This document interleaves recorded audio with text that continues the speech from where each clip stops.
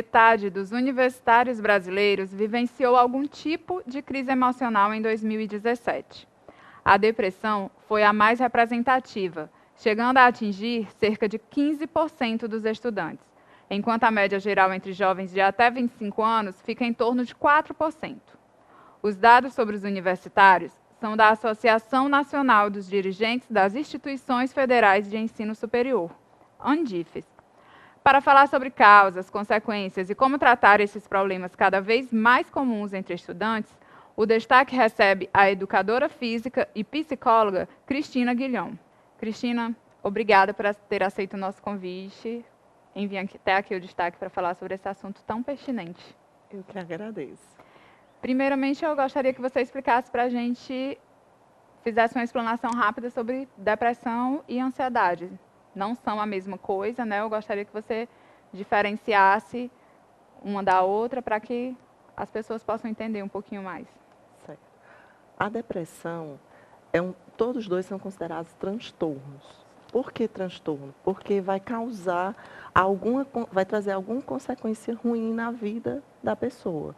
Ou em quantidade elevada ou numa quantidade baixa. Mas ela é um transtorno porque está causando alguma dificuldade no dia a dia daquela pessoa. Sim. A depressão, ela está mais ligada a um transtorno afetivo de humor, enquanto que a ansiedade, ela está muito ligada ao estresse. Na depressão, a pessoa pode entrar tanto em estados letárgicos, como em estágios mais alertas. Como, por exemplo, ela pode comer demais ou pode não comer. Ela pode dormir demais ou pode não dormir. Mas qual é o transtorno disso? A pessoa acaba não fazendo suas atividades diárias normalmente.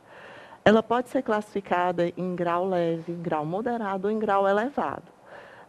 Quanto maior o grau, maior está sendo a complicação dentro da vida da pessoa. Sim. E trazendo para o mundo acadêmico, né, dentro de uma faculdade, a gente vê casos, né, como eu já atendi aqui na faculdade, de alunos com depressão, precisando até de um tratamento sério. Né, já num grau mais elevado. Num grau elevado. E, assim, já peguei um grau que a aluna não conseguia vir às aulas, né, estava sendo reprovada por falta, e ela teve que entrar num regime especial. E um outro caso também de um aluno pensando em suicídio, né? Já com depressão, já pensando em suicídio. E assim, de onde vem isso? Né? O que está causando isso? Então, a gente está vivendo numa sociedade muito de globalização, toda informatizada, e dá uma sensação nas pessoas de facilidade na vida. Né? Eu aperto um botão e tenho uma informação. E, por outro lado, no real, saindo do virtual, não é bem assim. Então, muitas pessoas entram numa depressão, nessa sensação de facilidade, e acaba havendo um certo comodismo de lutar na hora de que se precisa lutar. E aí dá essa facilidade. Claro, aí você vai ter uma causa psicológica, uma debilidade, uma facilidade da pessoa, tanto genética como psicológica, de acordo, e como social também, né? De que família ela veio, em que cultura ela está envolvida. Então, quando se fala qualquer transtorno mental, qualquer transtorno, qualquer problema psicológico, a gente não pode pensar no problema em si. A gente tem que contextualizar esse problema. Tem que ver as bases de onde surgiu isso. De onde está vindo. E em relação à ansiedade, uma coisa está diretamente ligada à outra? Sim. Sim? Sim. Por quê? Porque na ansiedade a gente tem a questão do estresse. E estresse excessivo pode levar a uma depressão. Então, assim, o estresse... Mas uma pessoa ansiosa, ela obrigatoriamente vai desenvolver um caso de depressão ou vice-versa, ou nem sempre? Nem sempre, não obrigatoriamente, mas pode desenvolver sim, elas podem estar relacionadas, mas nem sempre. Né? O caso da ansiedade, ela está ligada ao estresse. O estresse é algo bom, Porque o fato de nós nos preocuparmos com algo nos move. Então, se eu me preocupo com o meu horário de entrar no trabalho, meu horário de entrar na faculdade, esse estresse me move para que eu chegue no horário, para que eu cumpra minhas atividades. O problema é o excesso do estresse. Como tudo na vida, né? Como Tem que saber tudo na dosar. vida. Agora, como você me perguntou, né, a relação entre depressão e ansiedade, ambos têm algo em comum. Emocionalmente, é uma falta. Há uma falta, a pessoa sente uma falta. No caso da depressão, é uma falta afetiva, é uma tristeza, né, que geralmente o paciente relata como tristeza. E ele não sabe explicar de onde vem aquela tristeza. Mas é uma tristeza que incomoda, é uma tristeza que impede de fazer as atividades do dia a dia. Enquanto que já na ansiedade é uma falta. Geralmente, uma pessoa ansiosa, ela come demais, né? Ela se preocupa demais. Então, é esse excesso, né, que vai trazer a ansiedade. Eu digo assim, eu sinto que a pessoa está com um problema de ansiedade quando eu peço para ela prestar atenção na respiração. Nós, seres humanos, quando estamos ansiosos, nossa respiração fica curta. A gente não consegue respirar normalmente. Essa respiração curta não quer dizer que você esteja, né, num caso de ansiedade extrema, mas quanto mais a pessoa vai se estressando, mais essa respiração... É um sinal de alerta, né? É um sinal de alerta. Tanto que, assim, numa ansiedade extrema, a pessoa sente falta de ar, porque não está conseguindo respirar no ritmo normal. Cristina, assim, nos últimos anos, a gente pôde ver que, pelo menos assim, em telejornais, né, na TV e na mídia em geral, a gente viu que houve um aumento desses números de casos de depressão e ansiedade. E eu queria saber de você qual a abertura que a gente tem para tratar sobre esses assuntos hoje em dia. Você acha que houve uma mudança ou continua como, por exemplo, há 10 anos atrás, que não se falava tanto no assunto? Eu vejo os dois problemas como tanto questão da informação, porque coisas que antigamente a gente não tinha números tão grandes. Também nós não tínhamos tanta informação sobre. Né? Hoje a gente tem uma facilidade de fazer um levantamento, uma pesquisa, um percentual. A parte da informação, né, esse desenvolvimento tecnológico facilita muito aumentar os números, porque a gente tem mais informações. Mas, ao mesmo tempo, essa mesma tecnologia está isolando o ser humano como humano. A maioria das pessoas se comunica mais através virtualmente. Né? O que é que isso ocasiona? Ocasiona até a comunicação dos próprios sentimentos estão comprometidas. Então, as pessoas não sabem se expressar. As pessoas evitam até, deixam de ter muito contato humano. E nessa situação, isso piora essas questões, principalmente a questão da depressão, que está ligada ao afetivo. Então, se eu não me comunico mais, se eu não tenho contato humano, isso facilita para que eu me isole e me isole nos meus próprios problemas. E se eu não tenho com quem compartilhar esses problemas, até assim, de contato, quanto mais eu me isolo, mais difícil fica eu perceber que eu estou com algum problema. Então, quando vai perceber, já está uma coisa mais agravada. Então, você acha que não é que tenha, aliás, ocorreu realmente o aumento, né? Porque a gente tem a impressão de, pelo menos é uma impressão minha, pessoal, que eu tinha, era que não é que pensava assim, eu acho que depressão, ansiedade sempre existiu, não é que tenha ocorrido o aumento com o passar dos anos. A questão é que hoje em dia está se discutindo mais sobre isso, hoje em dia está se falando mais sobre o assunto, buscando entender. Então, por estar havendo essa abrangência, né, essa discussão toda, é que dá a impressão de que aumentou o número de casos. Essa era uma impressão pessoal minha. Mas, realmente, na sua opinião, você acha que houve um aumento por conta dessa, vamos dizer assim, dessa solidão das pessoas que estão mais virtualmente, né, interagindo mais virtualmente, não estão sociabilizando tanto umas com as outras, estão mais vamos dizer assim, não sei nem se é o termo correto, mas antissociais? É assim, eu acho que todo estudo, tudo que você vai afirmar, a gente tem que contextualizar. Então, Sim. como você já colocou, ambos transtornos, tanto ansiedade como depressão, sempre existiram. Hoje, como a gente tem, como né, eu já coloquei, tem mais informações, mais tecnologia, mais facilidade de se estudar, a gente tem números maiores, mas as pesquisas apontam que esses números estão aumentando.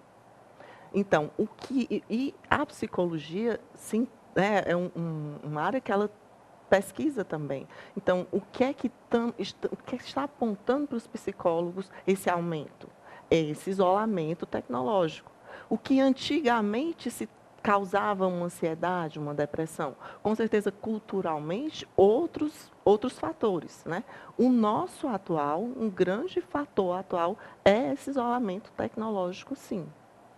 Cristina, eu vou pedir a você agora para a gente focar um pouquinho no meio acadêmico e eu gostaria que você me explicasse o que ocasiona assim, o aumento, né, que a gente também viu em pesquisas, que há um aumento no número de universitários que estão depressivos, ansiosos. Na sua opinião, o que é que ocasiona isso, esse aumento, esses índices que estão mais elevados? Assim, uma das coisas que a gente pode colocar seria o estresse do dia a dia, né? Hoje se exige mais agilidade, né? O tempo, antigamente, o homem não corria tanto contra o tempo.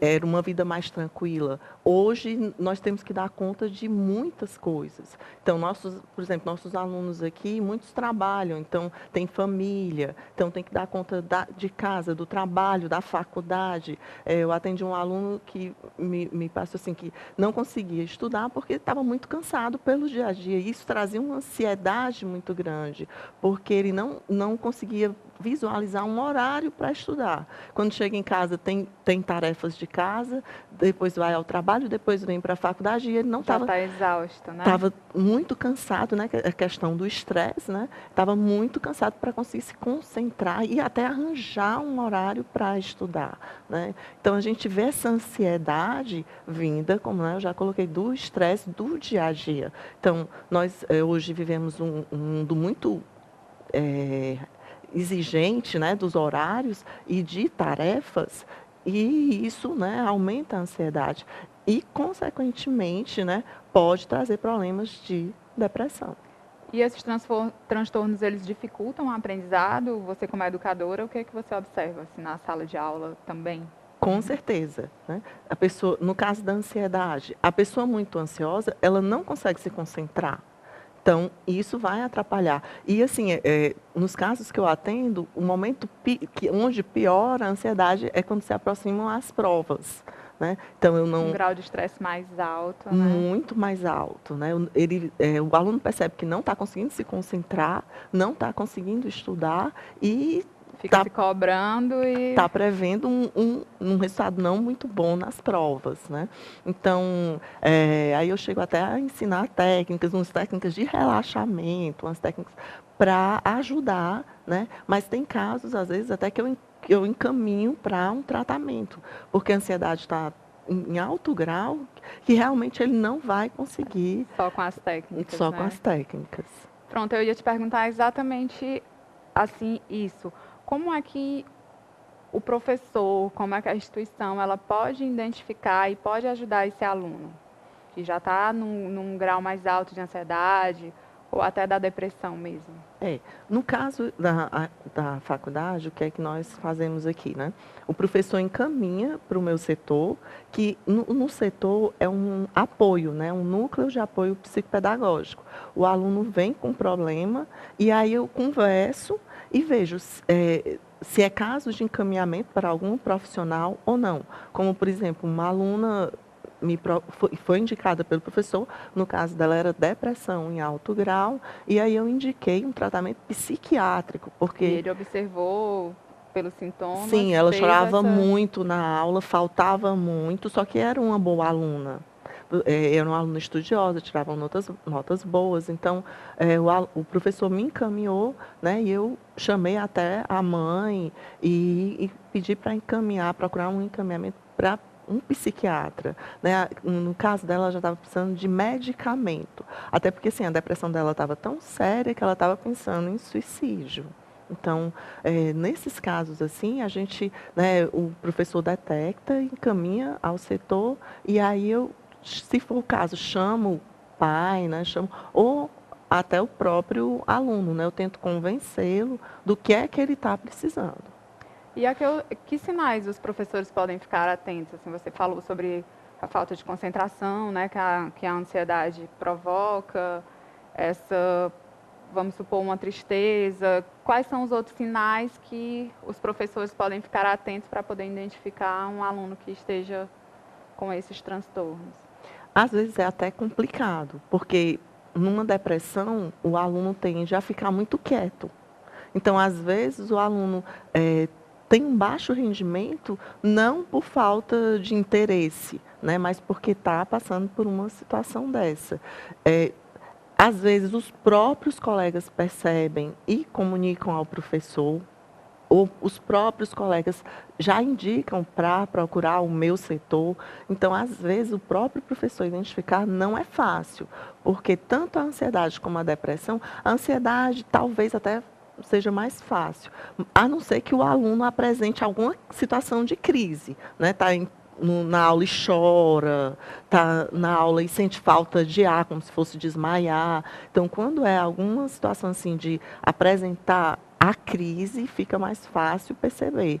Mas, às vezes até pode passar como um mau aluno pelo professor, né? E, na verdade, ele está passando por uma dificuldade. Mas, infelizmente, o período fácil de ser identificado seria no momento de crise, dentro de sala de aula. E, Cristina, já que a gente tocou nesse assunto de identificar o momento de crise, essa identificação assim preventiva, essa intervenção preventiva, ela ajuda a controlar, vamos dizer assim, essa crise emocional, facilita, como que é? Com certeza, né? Aqui na faculdade, o que é que a gente faz como prevenção? Eu dou palestras para os alunos, dou exemplos, né? E aí a pessoa que não percebia que tinha um problema passa a perceber e até vai me procurar. Então, próximo às provas, né, eu dou palestras de como melhorar, de como se concentrar, e aí vou dando exemplos de situações, e alguns alunos vão se enxergando nesse exemplo e acabam procurando o setor. Às vezes a pessoa é taxada como agitada, né, e na verdade ela é ansiosa, já está com um grau mais alto de ansiedade. Com certeza. Aí, que tipo de comportamento do professor pode agravar, vamos dizer assim, esses sintomas? Porque também é um grau de estresse, né, alto para o estudante. Como você mencionou aqui anteriormente, tem muitos estudantes que eles não são só estudantes, não é só profissão estudante, né? Tem muitos que já são pais de família, mães de família, que já tem N situações lá fora, um dia super cheio, aí chega aqui à noite, aí já vai para uma segunda jornada, né? Às vezes terceira. Uhum. Então, às vezes, o comportamento do professor também pode desencadear assim, um agravo dessas crises emocionais. Com certeza. O que é que acontece? Tem certas disciplinas, o aluno tem facilidade, certas disciplinas o aluno vai ter dificuldade. Então, essa situação da dificuldade, o professor deve perceber que alguns alunos vão ter limites dentro daquela disciplina, que ele não vai ter facilidade para aquela disciplina. Então, cabe ao professor verificar como melhor passaria aquele conteúdo para não agravar, como a gente está dizendo, né? Não agravar essa situação de estresse do aluno. Né? Uma vez, eu dou aula aqui também na faculdade, uma aluna me procurou e disse assim, a senhora exige demais da gente, né? E aí eu dei o exemplo de um outro aluno. O aluno trabalhava no sol, na calçada, no centro. E ela trabalhava dentro de um shopping, no ar-condicionado. Quando ele chegava em casa, ele ainda cuidava do neto. Quando ele colocava o neto para dormir, depois que chegava da faculdade, é que ele ia estudar. E no outro dia ele estava bem cedo, no sol, no centro. E aí ela disse, professora, a senhora tem razão, dá para eu me esforçar mais. Né? Então, dependendo da conversa que o professor, do diálogo que o professor consegue com o aluno, né? Eu digo muito assim para os alunos, olha, você que tem esses 3 expedientes, né? Você é um guerreiro. Sim. Mas toda luta tem seus sacrifícios. Né? Então, esse tipo de diálogo é um diálogo que diminui essa ansiedade, né? E até motiva, né? Também. Motiva e diminui, porque ele está entendendo que tem que se esforçar, mas ele também está entendendo que tem o estresse, né? Então, tem que ter uma administração desse estresse, né? E aí, quando eu noto assim, essa situação da ansiedade, eu sempre ensino, né? Então, veja coisas, momentos você está muito ansioso, então agora você para, né? É um momento de parar. Teu corpo chegou num limite, então, a partir de agora, tu relaxa um pouco para depois você voltar para o que você estava fazendo. Falando em o corpo da gente tem um limite, por que é tão importante cuidar da saúde mental também? Porque a mente que nos comanda, né? Então, às vezes, nós somos, eu uso muito essa frase, né? Nós somos nossos próprios inimigos. Quando eu pego casos que a pessoa vem se denegrindo, eu digo, e por que você se enxerga assim? Né? E por que você só merece coisas ruins? E por que você só escolhe coisas ruins?